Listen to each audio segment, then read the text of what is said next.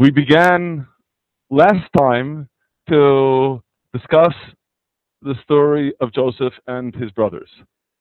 And I'm just going to repeat what I said at the outset last time, because it certainly applies this time as well, and that is, we're not going to come away with anybody looking, the expression goes, lily white. No one comes out unscathed from this story, and indeed, we're not making any excuses. What took place is, as we read it in the Bible, a horrible story. But simultaneously, it is inevitably a horrible story that's there for a reason.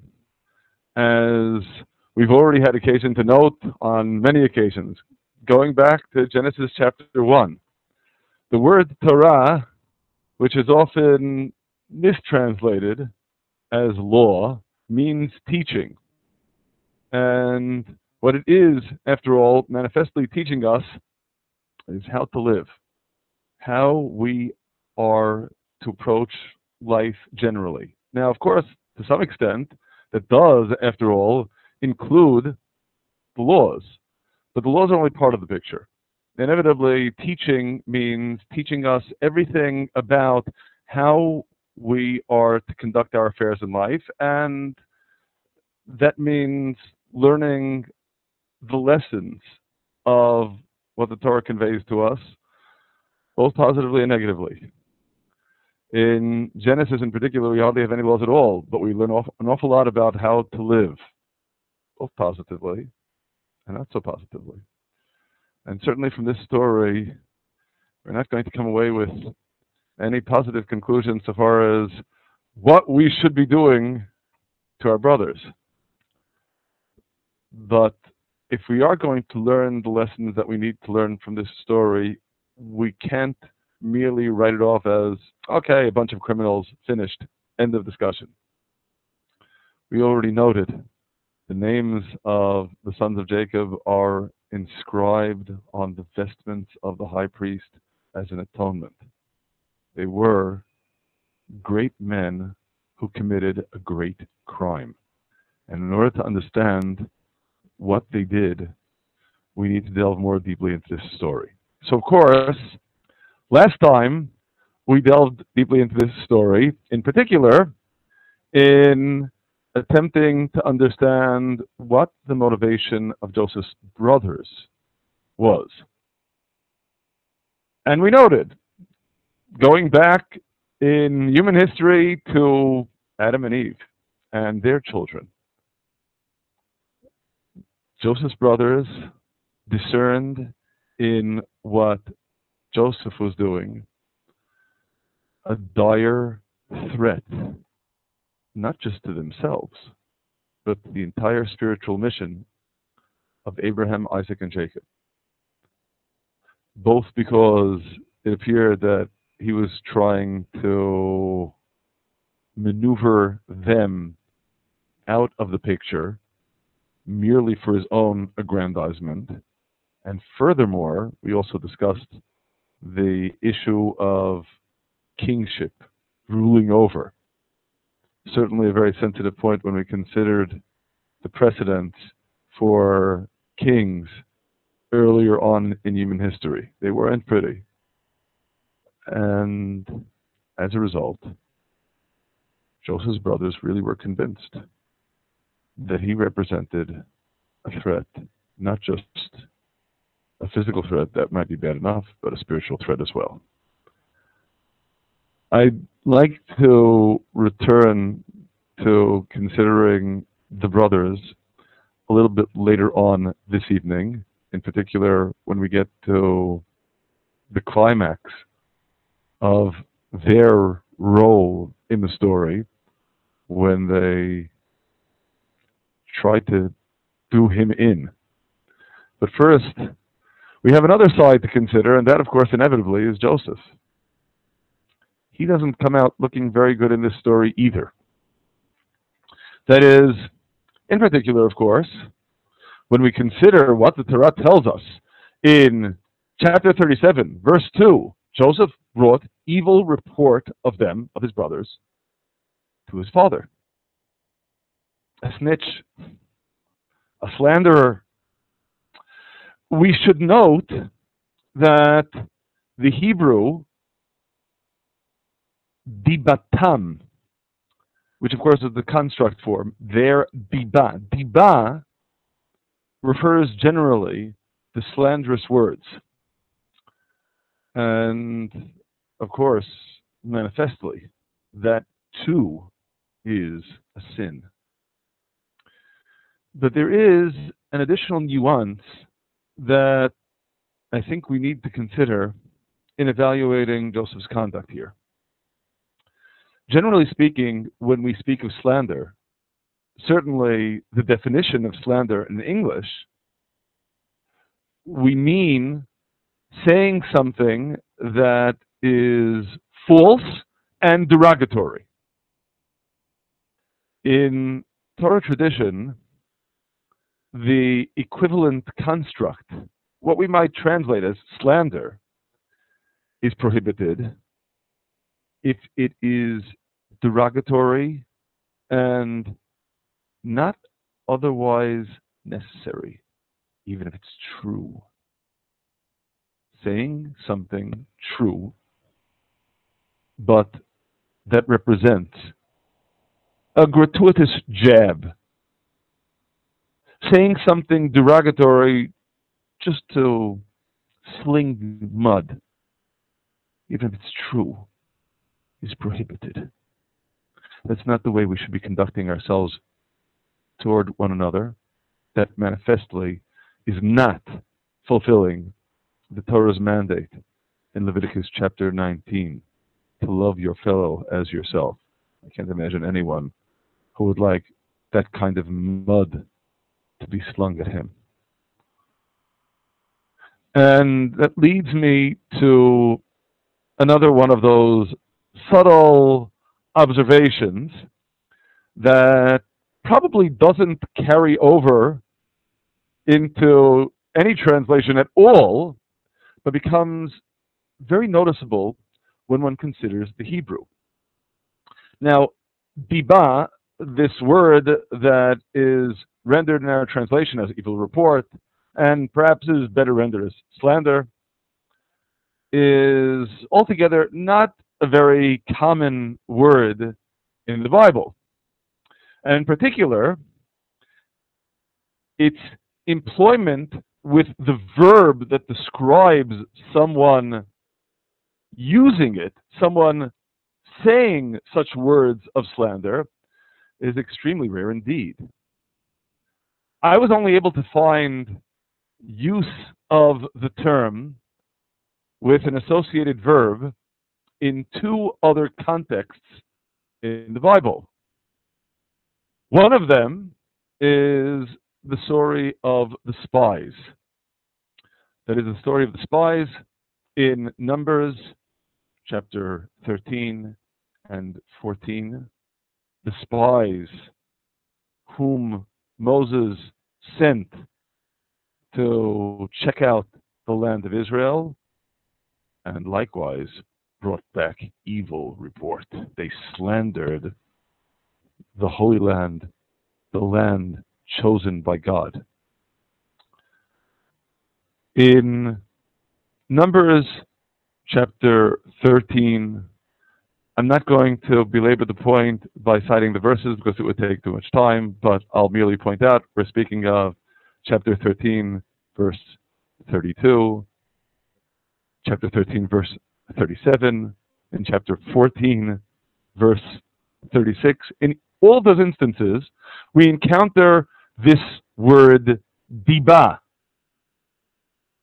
And the associated verb is lehotzi, hotziu, which is best rendered literally as to bring out, take out.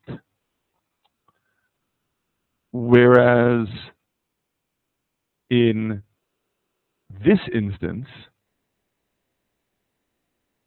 the verb that is used with respect to Joseph's conduct is in the Hebrew vayave, to bring as opposed to bring out. You may say, this sounds like such a subtle detail, and undoubtedly it is. But of course, in God's word, that's part of the point.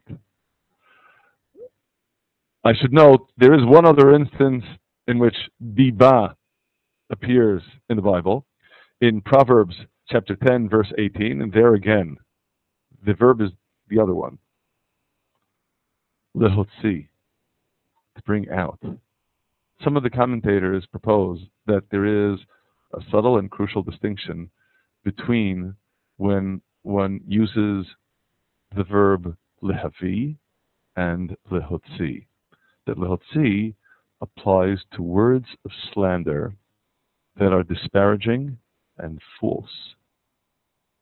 Lehavi, bringing, of course, implying that it's already there, you just have to bring it, is the verb that is appropriate when the words are derogatory but true.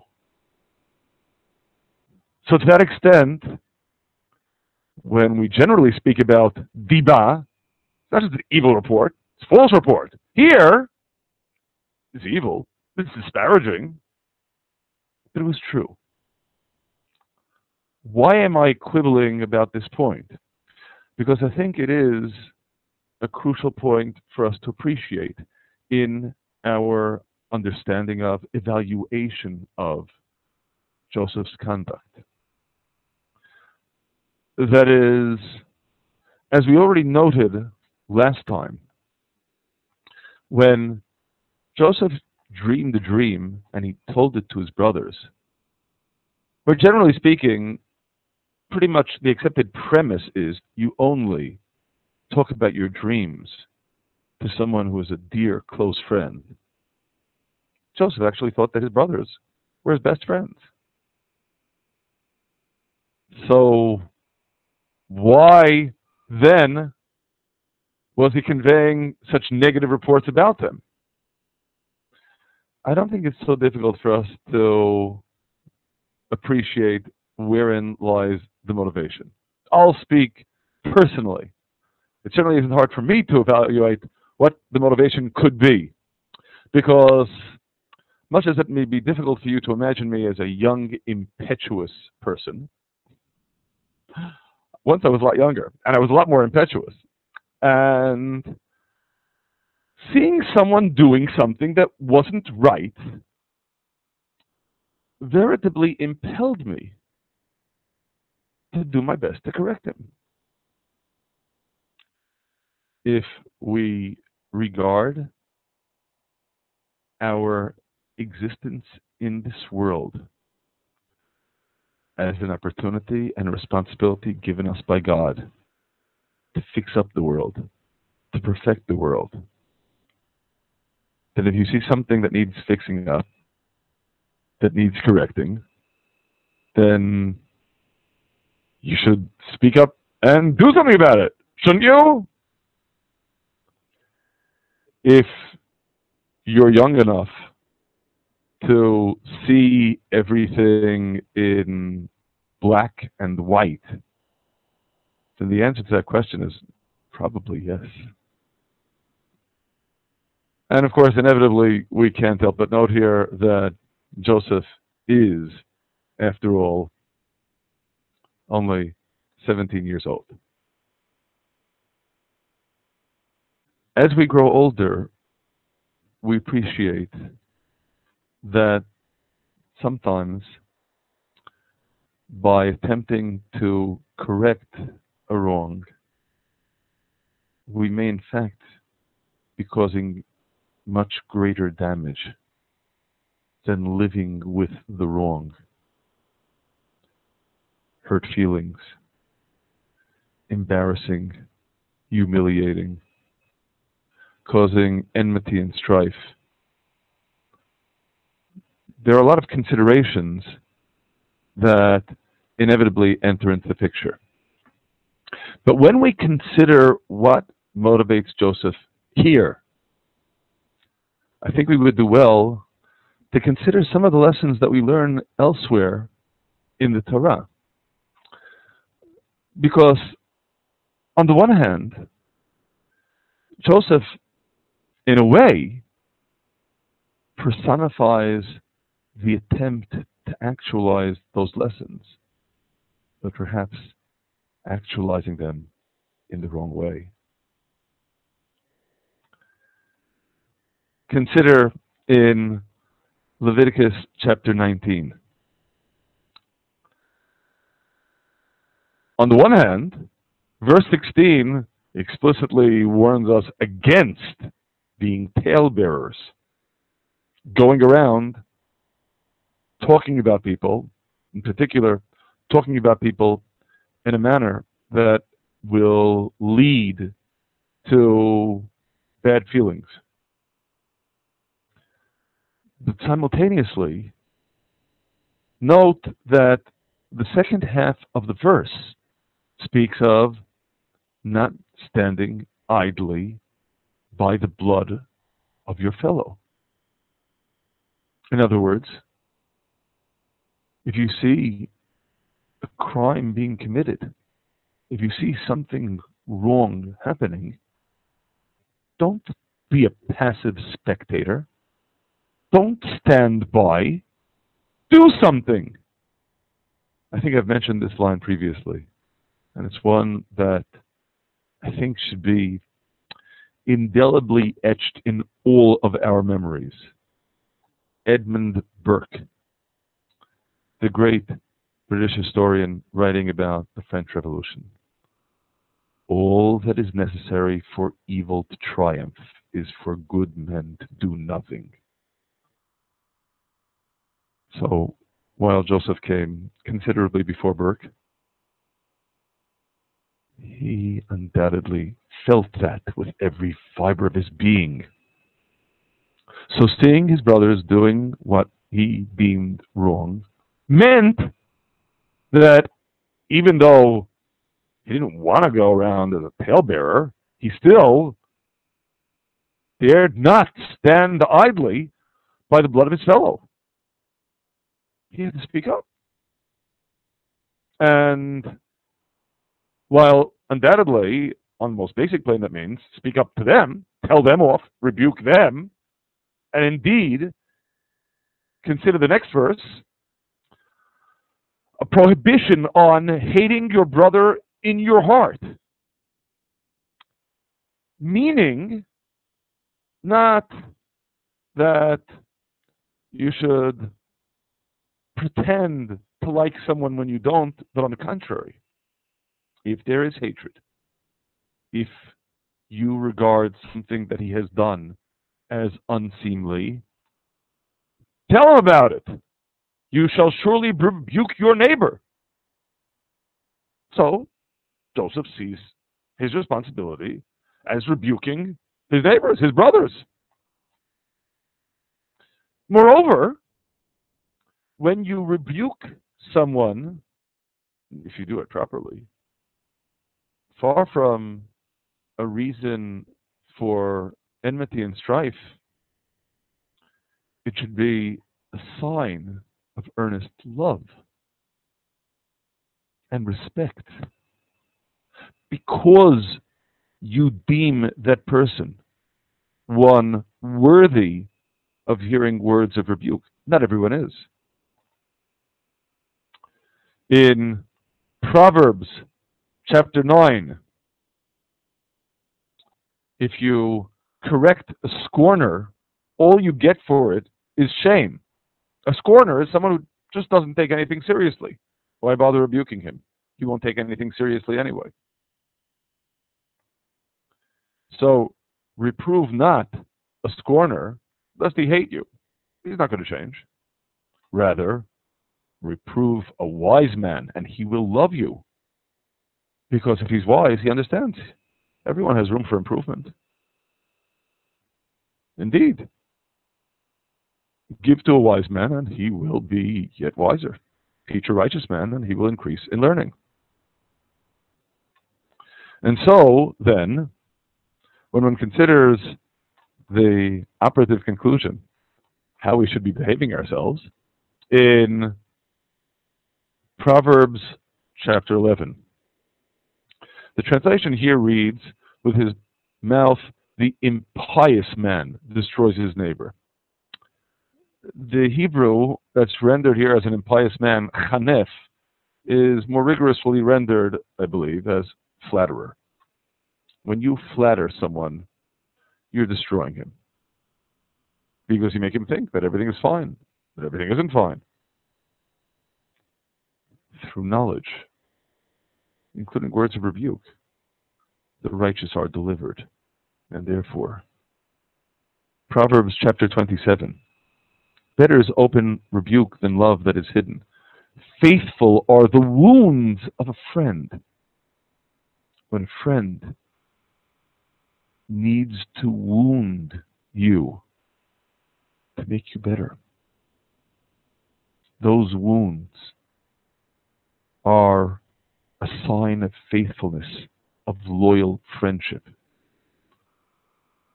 The kisses of an enemy are importunate or burdensome. Joseph loved his brothers and therefore felt compelled to correct them. And since they weren't willing or able to accept his words of reproof, he did the next best thing. He told his father. Not to be a tattletale, squeal, snitch, but rather so that his brothers would become better. The problem, of course there is a problem with this, becomes clear when one considers an interesting pairing of terms that appear as a pair in a number of contexts in the Bible. I'm referring in the Hebrew to shalom ve'emet, peace and truth. In Jeremiah chapter 33, verse 6, behold, I will bring it healing and cure, the it referring to Jerusalem, and I will cure them, and I will reveal unto them the abundance of peace and truth. Peace and truth. What an interesting pair. We might have thought that they are almost opposites. Because after all, when we are overly concerned with peace, to not say anything that might rock the boat, we'll let truth fall by the side. Main thing is keep the peace. Whereas when we are steadfastly committed to truth, being steadfastly committed to truth means I don't care if I offend you. It's true. And under such circumstances, well, so much for peace. The prophet, in describing God's revealing the redemption of Jerusalem, speaks of revealing the abundance of peace and truth, the coexistence between them. Likewise, in Zechariah chapter 8, another prophecy that is essentially one of consolation for Israel, the promised restoration. The prophet says, thus says the Lord of hosts, as I purposed to do evil unto you when your fathers provoked me, says the Lord of hosts, and I repented not. So again do I purpose in these days to do good unto Jerusalem and to the house of Judah. Fear you not. These are the things that you shall do. Speak every man the truth with his neighbor. Execute the judgment of truth and peace in your gates. You need to find the formula for balancing these two, it may indeed be a tough balancing act, but it is an unavoidable one, because you need both peace and truth. If you sacrifice one, in the end, you really don't have the other at all. And indeed, this brings us to a further emphasis on this couple in the following verses. The prophecy of Zechariah. I have to note that this week in particular, this prophecy is for us especially germane, because the prophet here refers to 4 fast days: the fast of the 4th month, and the fast of the 5th, and the fast of the 7th, and the fast of the 10th. They shall be to the house of Judah joy and gladness and cheerful seasons. These were fast days that were observed during the years of the Babylonian exile, commemorating crucial thresholds on the way to destruction and exile. And the prophet here reports God's word that in the wake of the rebuilding, the ingathering, these fast days should be observed as celebrations, days of joy, gladness, cheerful seasons.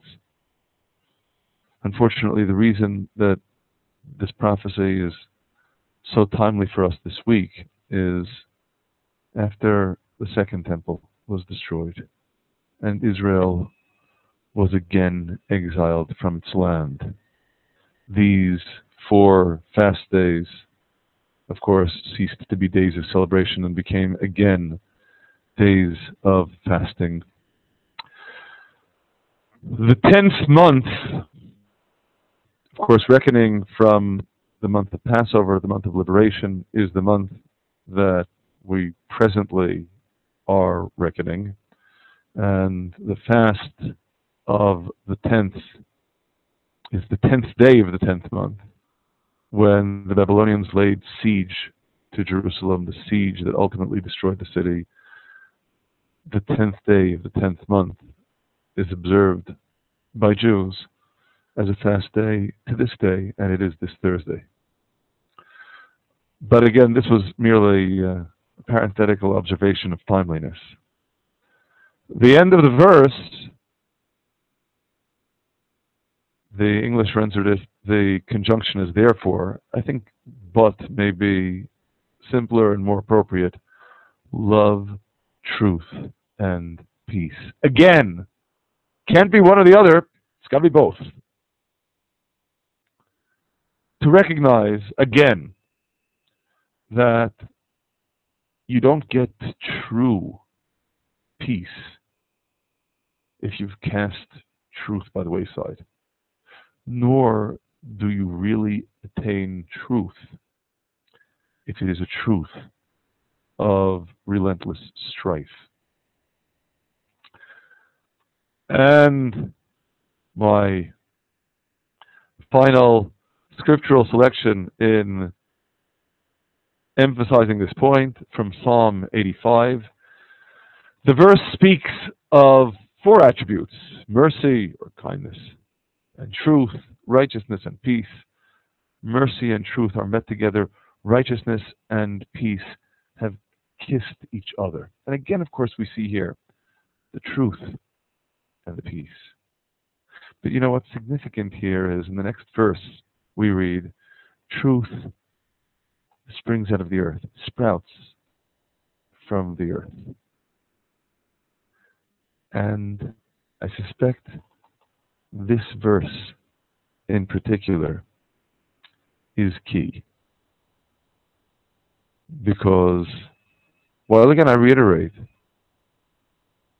we should undoubtedly learn from Joseph how committed a person needs to be to fixing up the world, and therefore to correcting everything that needs to be corrected, uncompromisingly, because that's what we're here for. God charged us with fixing up everything that needs to be fixed up in the world. That's all on the one hand. On the other hand, we need to recognize that in this world, truth is something that springs out of the earth, that sprouts from the earth. It is an earthly, worldly truth. It isn't an absolute and transcendent truth of heaven. It's truth of this world. If indeed we had access to absolute truth, then we should naturally conclude that if I have the truth, no one else does. They're all wrong. And of course, vice versa. If someone else has the truth, then I'm completely wrong. A worldly truth that pertains to each of us as individuals, that sprouts from the earth, is not absolute. In this world, there can be many truths. So long as we recognize we're not at that transcendent heavenly plane of absolute truth, we recognize indeed that in this world, the problem that confronts us in striving toward peace is actually precisely the one that confronts us in striving toward truth. Striving towards peace means we need to try to take accounting of other people's points of view. Striving toward truth means exactly the same. It's not an all or nothing deal. And inevitably then, in order to attain the truth and the peace, we need first and foremost an important dose of humility, recognizing that we are not in heaven. We don't have that transcendent heavenly absolute. It remains beyond us. Granted, for a 17-year-old, however righteous he may be, that may be a difficult realization to swallow. And that is why we need to learn from this story, both positively and negatively, what to do, and no less importantly, what not to do. But in order to learn those lessons, we need to consider just what the underlying principles are. Again, strive for truth, and also strive toward peace. And recognize that if you think those are mutually exclusive, it only means you don't understand what this world is about yet. And of course, as a result, on manifold planes, we live by that dictum every day. Especially, if you allow me to insert a personal note here, especially right here together. Because, let's be very honest with one another, we're never pushing this realization under the rug. We all together come from many different points of view. We're not going to negate the differences, for example, between Christianity and Judaism. And I, for one, have no difficulty at all positing that religious believing Christians are living the truth that God gave them. even as I certainly affirm that I believe religious believing Jews are living the truth that God gave them. They're not the same truth. That's okay. They're not the same people. Loving truth and peace means recognizing that in our striving for the truth of this world, we must necessarily recognize that we're also striving for that peace. And I can't help but stress here, peace, not in the English, but shalom. Shalom, coming from the Hebrew root shalem, completeness. Because that completeness is something that comprises not one perspective, but rather all perspectives. It's precisely by putting everything together that one is able to attain the truth and the peace. So again, an important lesson with respect to what Joseph was doing and perhaps what he should have been doing differently. But now we consider what happens next in the narrative. First of all, with respect to his brothers, his brethren went. They went, the Torah tells us, to feed their father's flock in Shechem. A couple of observations here.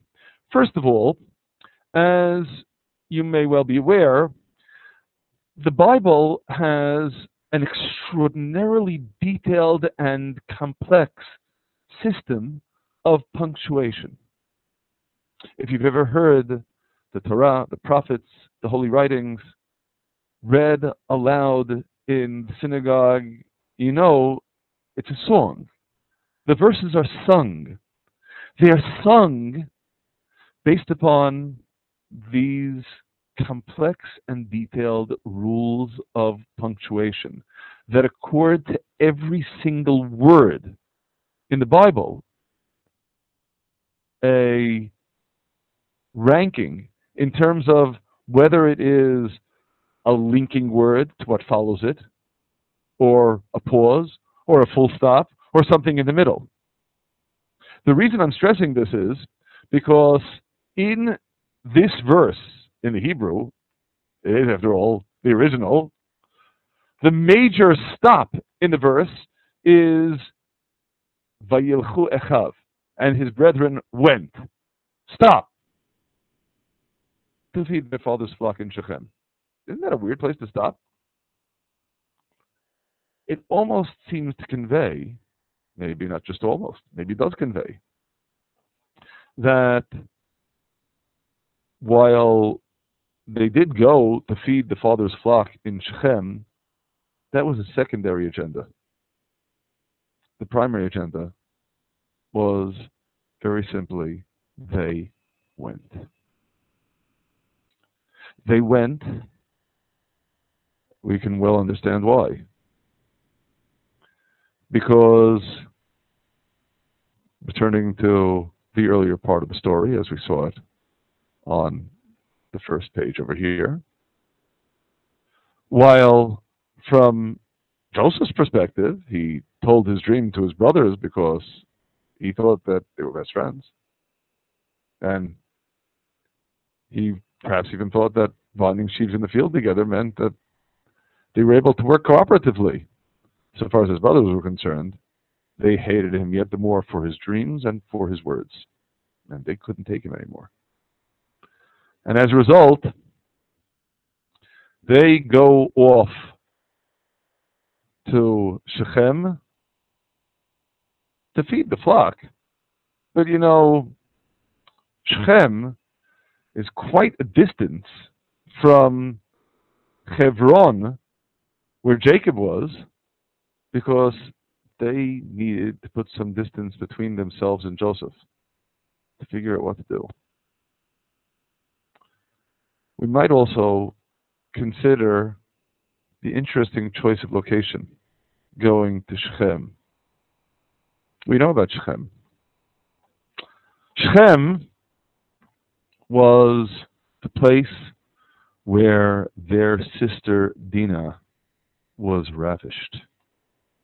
Shechem was the city that Shimon and Levi smote in vengeance against what they had done or condoned with their sister Dinah. On the one hand, going to Shechem seems like a very strange choice of destinations, even a dangerous one, because undoubtedly there were people in the surrounding locales who had been very happy to wreak their own vengeance against Shimon and Levi and maybe against the whole family. But then, from the perspective of the brothers, Shechem represents something. It is the place where Jacob's family was threatened, was attacked. Was the attack against Dinah. And it was the place where Dinah's brothers, Shimon and Levi, risked their lives in self-sacrifice on behalf of their threatened sibling. So Shechem then signifies where Jacob's children came together for the first time to combat a threat to Jacob's family. Now, the threat is a far greater and more pernicious one, at least from their perspective. It is a threat from within. So they go to Shechem because they can't take Joseph anymore to figure out what they're going to do about this new threat.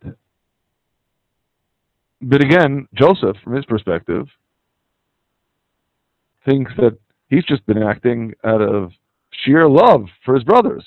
So when Jacob asks him to check on his brothers, his immediate response is, "Here I am, I'll go." And so he goes to Shechem.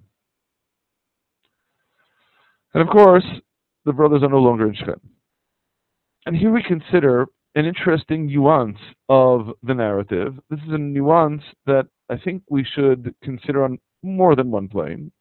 And, well, one plane we'll consider now, the other plane we'll leave for next time. The Torah relates, a certain man found him, and behold, he was wandering in the field. And the man asked him, saying, "What do you seek?"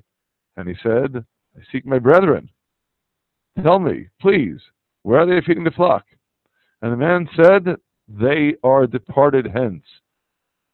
I heard them say, 'Let us go to Dothan.'" And Joseph went after his brethren and found them in Dothan. So one aspect, of course, to consider in this story is, wow, just think. He was that close to failing to find his brothers, and then, of course, the whole course of history would have been completely different. He wouldn't have encountered his brothers. They wouldn't have tried to kill him, sold him in bondage. Everything would have been different. He would have just gone back home and said, "Sorry, Pop, didn't find him." Except that there's this man, anonymously, who finds him.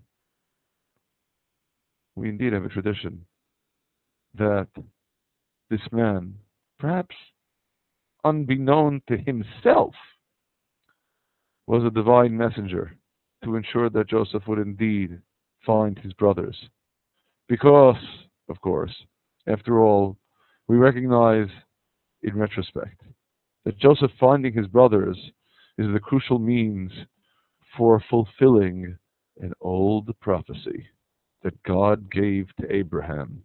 "Know of a surety that your seed will be a stranger in a land that is not theirs, and they shall be subjugated to them and be afflicted by them for 400 years. That land is Egypt.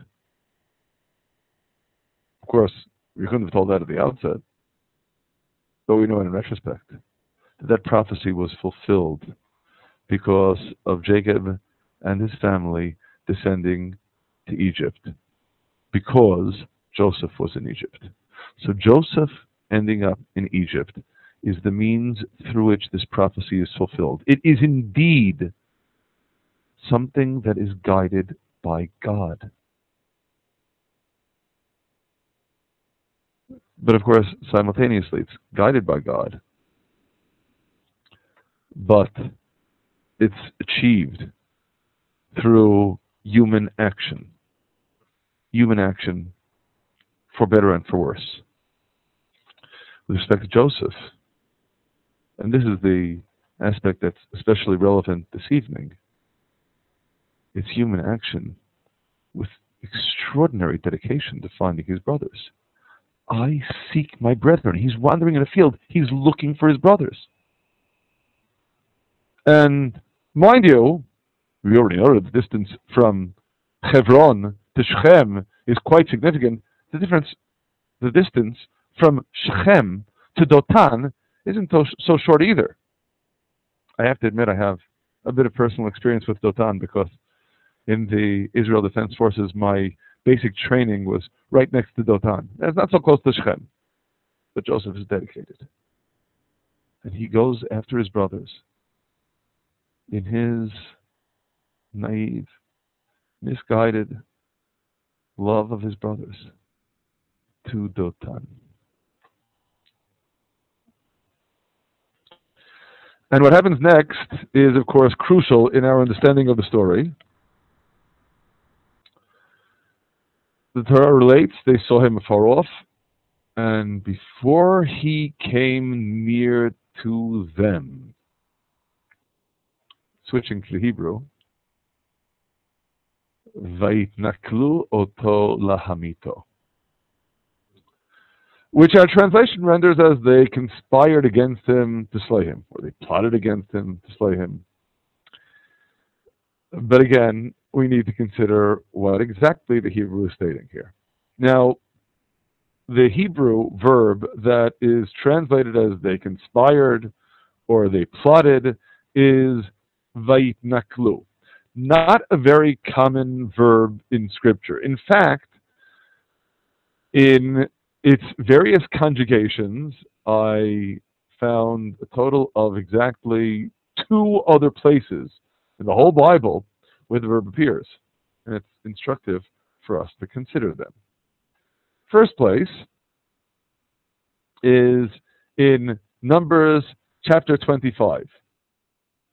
This is after the horrendous incident in the encounter of Israel with Moab and Midian, when the Moabites and Midianites did their utmost to seduce Israel and corrupt them, and in its wake, God says to Moses, harass the Midianites and smite them, for they harass you. You are commanded then to take vengeance of them. How do they harass you? By their wiles or guiles, nichlehem, which is the noun form of the same verb, asher niklu lachem, wherewith they have beguiled or plotted against you. They plotted against you, and you need to exact divine vengeance of them for their attempt to morally corrupt you. And, of course, the verb for plotting here is niklu. The plotting against you, lachem, employs the lamed as a preposition, meaning against. In other words, the verb takes a preposition, has an indirect object, plotting against you. And the preposition, the lamed, can mean against, at, toward. The second place that the root appears is in Psalm 105. He turned their heart, referring actually to the Egyptians. This is a recap of the Egyptian exile, to hate his people.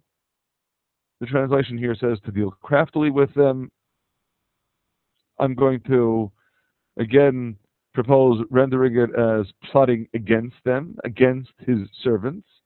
And the Hebrew, the same verb, lehit nakel, again, has an indirect object with here a bet as a preposition.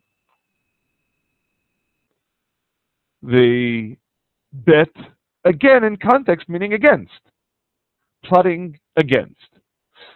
So, in both of these instances, where we encounter the verb plotting against, just as in the English, I don't know how it is in Dutch, the verb takes an indirect object with a preposition against tagged on to the verb in order to describe the action involved. Pardon my getting very grammatical here, but it's important. There's a reason for all this. Because now, let's consider what happens in Genesis chapter 37. Vaitnaklu oto, you got to learn Hebrew, folks, but for now, Vaitnaklu oto is taking the same verb with no preposition. Oto is simply the object case. Now, rendering that as plotting you doesn't make any sense. But what it might indeed mean, that is, the reason the verb here is taking a direct object instead of an indirect object, there is no preposition, is perhaps what Vaitnaklu oto means is not they plotted against him, but they ascribed to him plotting against them.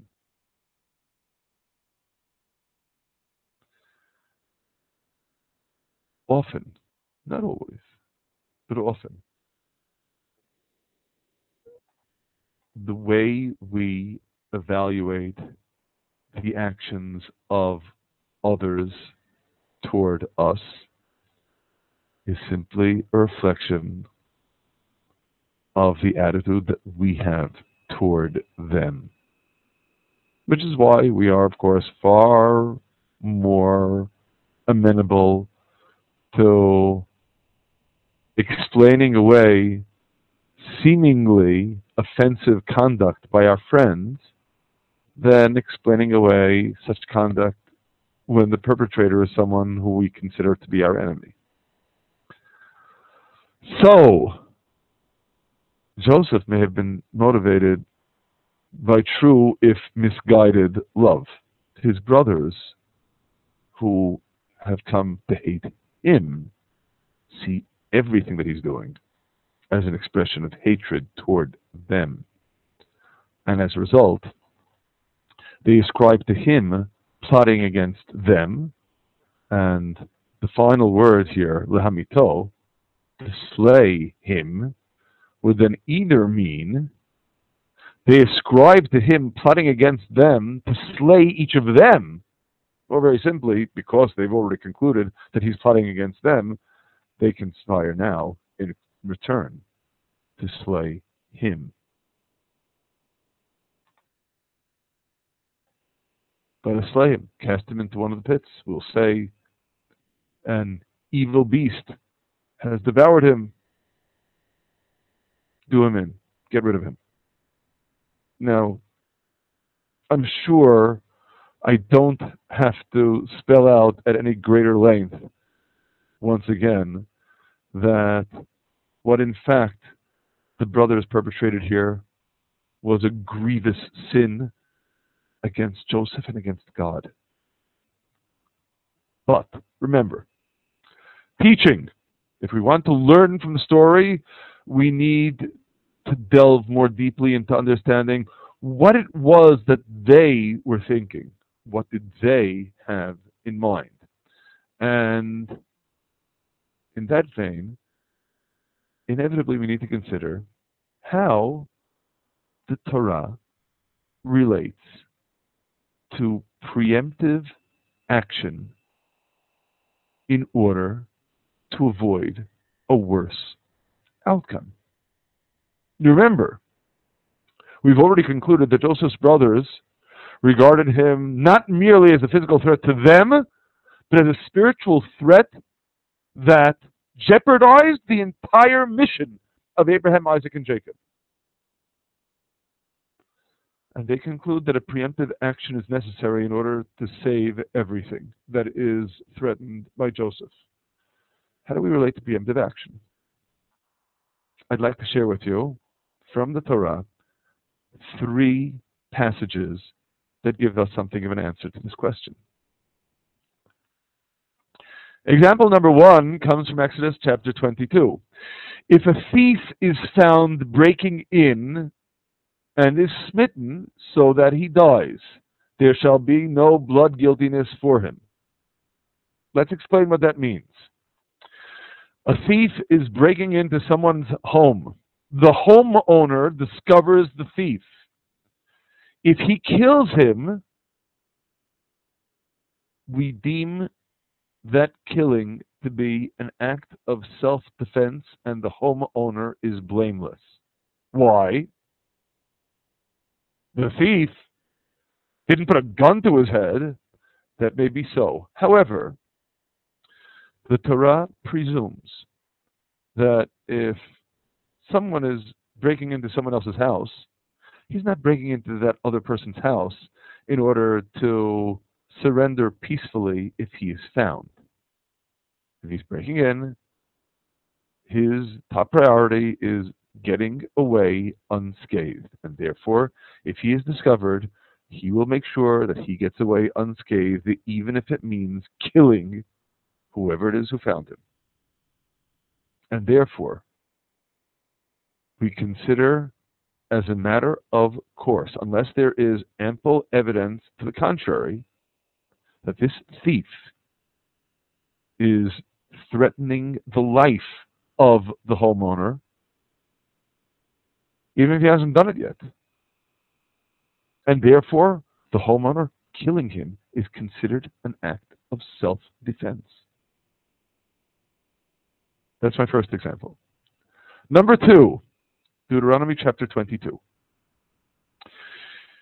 In verse 25, the Torah describes the scenario of rape of a woman who is betrothed. A woman who is betrothed is legally considered to be, in a sense, wed to her fiancé. And as a result, if she has consensual relations with somebody else, that is considered to be an act of adultery.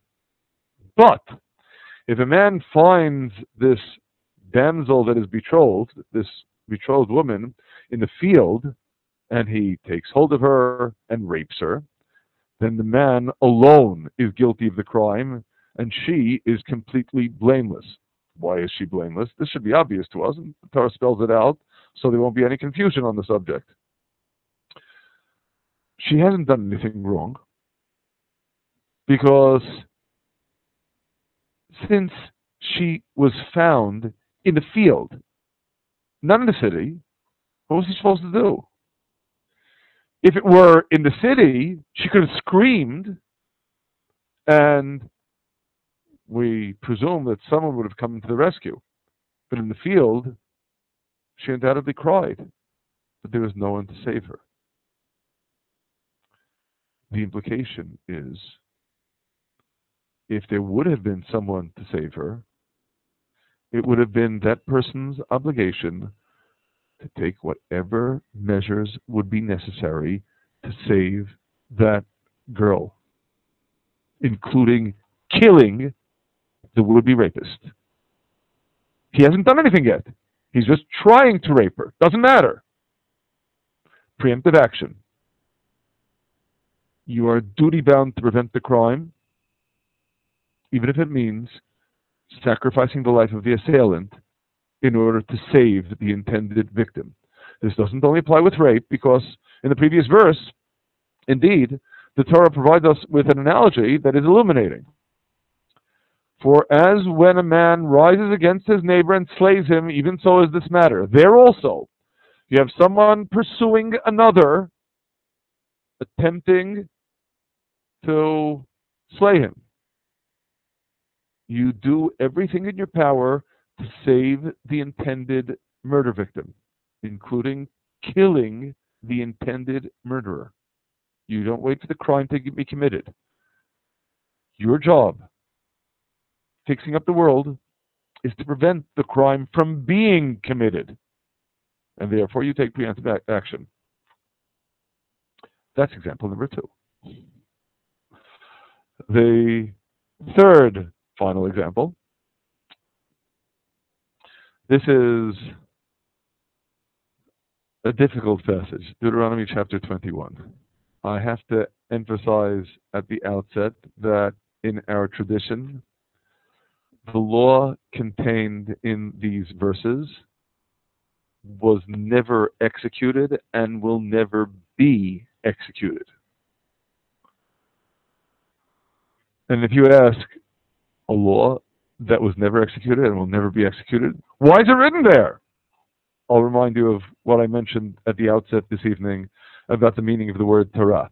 If the word Torah meant law, good question. But since the meaning of the word Torah is teaching, evidently, even a law that was never practiced and is completely impracticable can still be there as a teaching.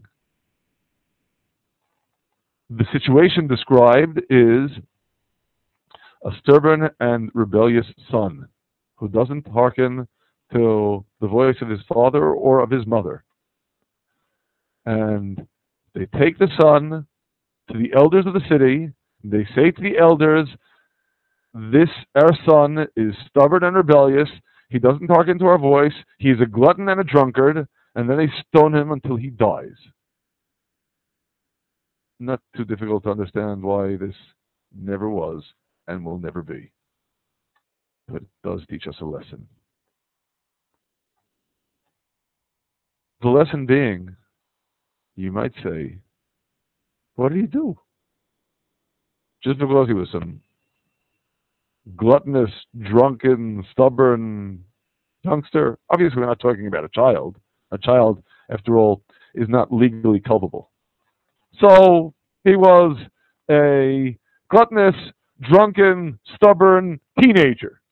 So we should kill him for it? Again, in practice, never happened, will never happen. But the very fact that in principle such a law can exist tells you preemptive action. You know why, in principle, this teenager should be put to death? To protect him from himself. And of course everyone else from him as well. Because if he's heading in this direction, he's going to be, in the end, a criminal who will be a danger to himself and a danger to the society. Better that he should die before he has gone further on the path upon which he has embarked. And indeed, to that extent, that's the fate that, in principle, awaits this teenager. And, of course, likewise, that the brothers had concluded is appropriate for this teenager, 17-year-old Joseph. Come now, therefore, and let us slay him. Cast him into one of the pits. He is a threat to himself, to us, to the entire spiritual mission of Abraham, Isaac, and Jacob, and by extension then, frankly, to the whole world. Because that spiritual mission of Abraham, Isaac, and Jacob, we well appreciate, is a mission to the world. So we need to kill him. In this vein, the response of Reuben is likewise very readily understandable. Don't take his life. Shed no blood. cast him into this pit in the wilderness, but lay no hand upon him. Now, the Torah testifies that Reuben's agenda was to deliver him out of their hand to restore him to their father. But frankly, even without that, if we ask, what was the justification of his proposal? Shed no blood. Apropos of the discussion of preemptive action, the answer is actually rather straightforward. After all, if you can save the intended victim without killing the intended assailant, then of course you're not permitted to kill the assailant. You do whatever you need to do to prevent the crime from taking place. You therefore do whatever you need to do in terms of preventive measures, preemptive action, but not more than that. And of course, we should note, in precisely this vein, it is likewise understandable why, after he is thrown into the pit, Judah says, what is the gain if we slay our brother and conceal his blood? After all, we have an agenda, but the agenda is preventing his being a threat. So we don't have to kill him for that. We just get rid of him, as long as he goes someplace far, far away. So we see a passing caravan, let them take him. That will eliminate the threat. We need not do anything more than that. That is inevitably. The consideration on the one hand is, we need to get rid of him because he's a danger, but we don't need to do more than we need to do. So we do whatever is necessary in order to be able to eliminate the threat. When they cast him in the pit, the Torah testified the pit was empty. There was no water in it, of course, obviously. If there would have been water in the pit, then throwing him in the pit would have been the equivalent of deliberately and directly slaying him, because he would have drowned. But there wasn't any water in the pit. Therefore, it was an attempt to do the minimum necessary to eliminate the threat. Judah's proposal of selling him because he is our brother, our flesh, is likewise intended simply to eliminate the threat. And this, of course, inevitably is the conclusion that we reach with respect to just what is going on in the story. Preemptive action to eliminate a danger. No more, but no less. And of course, inevitably, we appreciate that is the reason that when 22 years later, they find themselves threatened by this anonymous ruler in Egypt, and they are filled with remorse, they said to one another, we are verily guilty concerning our brother. About what? That we tried to kill him? That we threw him into a pit? That we sold him into bondage? No. They don't regret any of that. Just in that we saw the distress of his soul when he besought us, and we would not hear. Therefore is this distress come upon us. They only express remorse for not having paid attention to the cries. And as we've noted, evidently, from Joseph's perspective, that was fine. That was good enough. Because this element of remorse is sufficient to prompt him to be overcome and begin to cry, even though they weren't regretting having sold him. Because evidently he realized, from their perspective,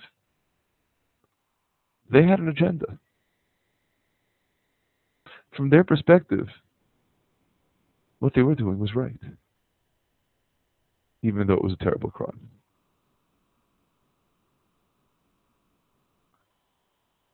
And inevitably, it is at this point that I think we ought consider What the unifying theme of the passages that we've discussed is, and what its implications are for us.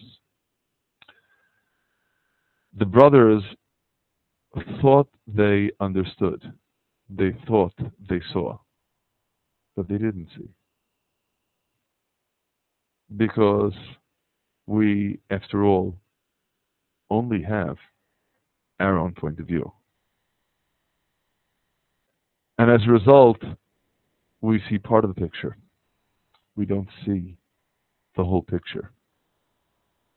What they are in effect regretting is what is described in chapter 37, verse 25. That after they threw him into a pit, they sat down to eat bread. Undoubtedly, as a deliberate expression of how convinced they were that they had acted correctly. But can one ever be truly certain that one has acted correctly? Joseph, too, undoubtedly, in bringing evil report, slanderous report, to his father, was sure he was just doing what needed to be done in order to correct wrongs. But can one ever be absolutely certain? When we recognize that the truth that pertains to us in this world is the truth that sprouts from the earth, from below, not heavenly absolute truth from above, we recognize we don't have the whole picture. Therefore, love, truth, and peace. Because inevitably, in order to do our best to attain that completeness that is shalom, the true peace, what we need to do most crucially is to recognize that it is through all of these component truths that we establish that completeness. Joseph and his brothers needed to learn this lesson the hard way. And we too learned the lesson by negation, by considering what it is that they did. But we certainly pray that we shouldn't need to learn the lesson the hard way. Their negative experiences should suffice to teach us what we need to do in ensuring that indeed we build a world not merely of truth or of peace, but rather specifically the synthesis of the two. And if we learn that lesson better through the story of Joseph and his brothers, then undoubtedly we will have related to this story as Torah, as teaching. May it truly teach us and illuminate our lives, because after all, that is what every word of the Torah was given to us to do. God bless you.